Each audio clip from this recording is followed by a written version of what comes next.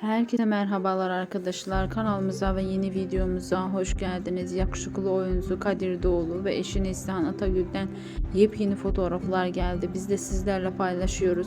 Siz de kanalımıza abone olmayı unutmayın. İyi seyirler. Hoşça kalın. Bizimle kalın.